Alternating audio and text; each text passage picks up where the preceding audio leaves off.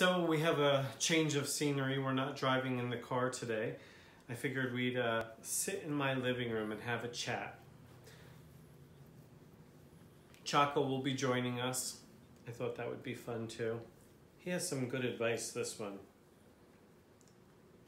So here's what I'm thinking about. I'm thinking about abundance. I'm thinking about so many different people have talked about creating abundance. You know, you have all of these self-help books and you have all these gurus out there, and I love it. They get so excited when they're telling you how you can make money. All you need to do is, you know, like if they speak loud enough and raspy enough and talk quick enough, that somehow that's going to trick you into believing that you're going to make money by buying their book or their video.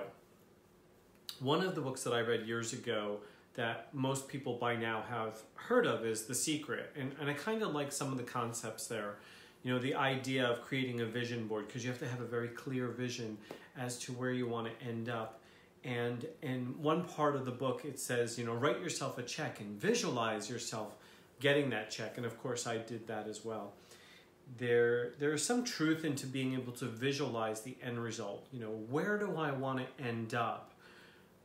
However, is it really enough just to visualize where you want to end up? For me, I think it's just as important to visualize myself having the strength and the capacity to want to go and to do all the things that it takes to get there.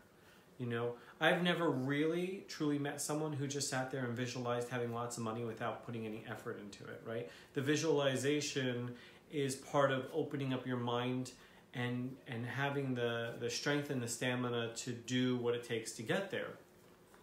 Let me give you another example. It's kind of like when I'm battling with my weight. I gain 20 pounds, I gain 15 pounds, which by the way is true. That's what happens to me. I go up and down, up and down. Anyway, so there I am visualizing me with a really healthy body. It doesn't have to be ripped, and it doesn't have to be a six-pack, but a healthier body. And as I'm visualizing this, I'm stuffing a Twinkie in my mouth. Now, I don't really care how much visualization that I have of me being healthy. The calories in that Twinkie don't disappear because I visualized myself in good shape. It just doesn't work that way. Or in my case, it's probably not a Twinkie, it's probably a crumb cake. And when I mean crumb cake, I mean the entire crumb cake, right? So for me, the visualization is not only visualizing me as a healthier person, but seeing myself eating healthier foods and kind of setting myself up for success rather than failure by picturing healthy habits. A lot of it is perception. You know, I believe that a poverty consciousness holds us back from abundance in so many different ways. You know, believing we're not entitled to financial, emotional, spiritual success can hold you back. You know, you might say things to yourself like, people like me don't ever get rich, or people like me never have that kind of luck. Or you have the attitude like there's just not enough. You know, well, what if I don't have this? Well, what if I don't have that? And I think those type of attitudes keep us very small. I think that it also kind of holds a place of, I don't know, maybe a little bit of a victim mentality, but I know that some of these things are just things we're taught. You know, maybe people that were around us thought that there wasn't enough.